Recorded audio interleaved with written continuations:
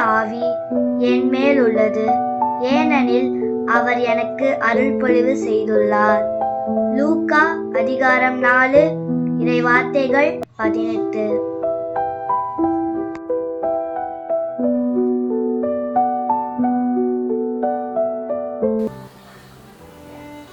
வணக்கம். காஞ்சி தூய இதய அன்னையின் ஆலயம் அறிவோம் நிகழ்விற்கு உங்களை அன்புடன் வரவேற்கிறோம். இப்பொழுது நமது பங்கின் மூத்த உறுப்பினரான திரு ஆரோக்கியசாமி அவர்கள் நமது ஆலயத்தின் வரலாறு பற்றி நமக்கு தெள்ள தெளிவாக தெரிவிப்பார். மரியே வாழ்க. மரியே வாழ்க.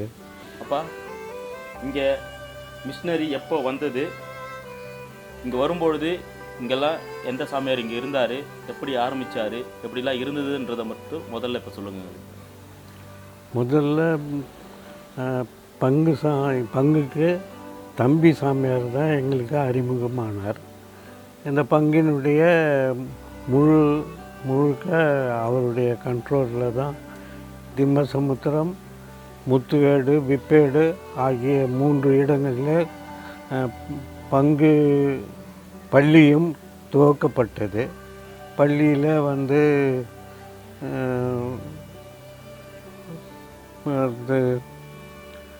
பள்ளியில் முதல்ல பங்கு சாமியார் ஆரம்பித்து அந்த பகுதியில் பள்ளியை உருவாக்கி 3 இடங்களில் பள்ளி கட்டப்பட்டிருந்தது. அது ஒவ்வொன்றிலையும் விப்பேடில் 1 to 5 வரைக்கும், அது முத்துவேடு 1 to 5 வரைக்கும் தான் இருந்ததுன்னு நினைக்கிறேன். அதே மாதிரி திம்மசமுத்திரம் 1 to 3 வரைக்கும் தான் இருந்தது. அதில் நான் ஒரு டீச்சர்ஸுங்க,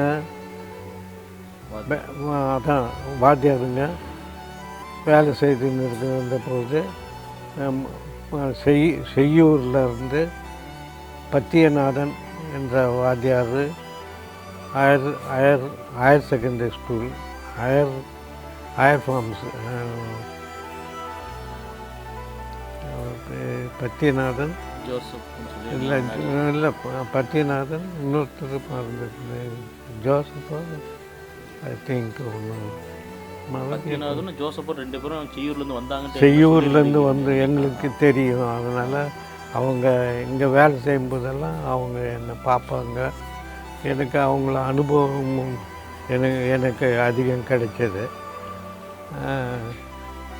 அதில் தான் எனக்கு இந்த ஆசிரியர் வேலைக்கு போக வேண்டும் என்ற ஒரு எண்ணமும் ஏற்பட்டது. உங்களுக்கு ஆசிரியர் ஆகணும் எண்ணம் வந்துச்சு உங்களுக்கு? ஆமாம், ஆசிரியர் ஆக வேண்டும் என்ற ஒரு எண்ணமும் தகுதியுமே பெற்றது அந்த சமயத்தில் தான். நான் என்னுடைய தகுதியை உயர்த்துவதற்காக பங்கு சாமியாரிடம் கேட்டதற்கு எங்களை வந்தவாசிக்கு அனுப்பி வைத்தார். இங்கே இருக்கிற சாமியார் உங்களை ஆமாம், தம்பி சாமியார் என்பவர் எங்களை இங்கேருந்து வந்தவாசிக்கு படிக்க அனுப்பி வைத்தார்.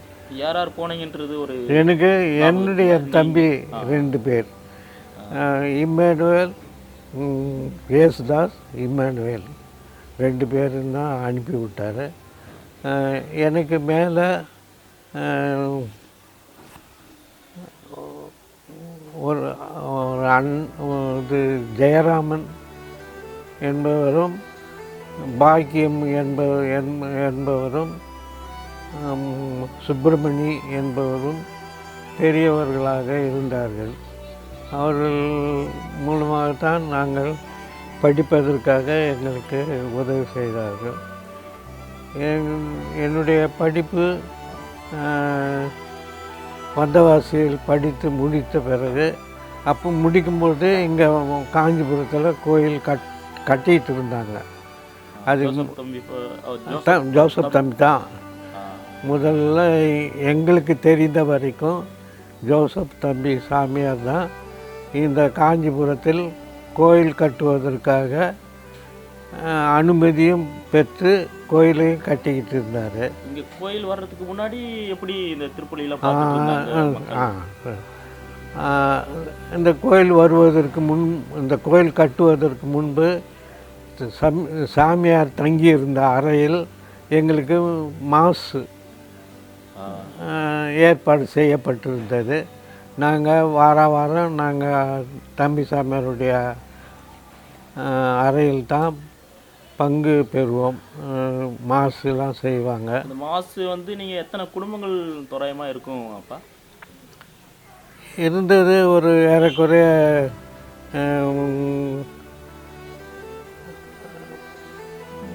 மாட்டு ஆஸ்பத்திரி டாக்டர் ஒருத்தர் இருந்தார். அவருக்கு 3 பிள்ளைகள், ஒரு குழந்தையா 2 குழந்தை, பெண் குழந்தைங்க இருந்தது. அதுக்கப்புறம் ஞானப்பிரகாசம் என்பவர் இன்கம் டேக்ஸ் ஆஃபீஸராக வந்திருந்தார். அவருடைய மகன் ஜோசப் என் கூட தான் கோயிலில் மாசுலாம் செய்வார், மாசுக்கு உதவி செய்வார். நானும் அவரும் சேர்ந்து தான் மாசு உதவி செய்வோம். இதுவரை நம்மிடம் அவரது அனுபவத்தை பகிர்ந்து கொண்ட பங்கின் மூத்த உறுப்பினர் திரு ஆரோக்கியசாமி அவர்களுக்கு நன்றி.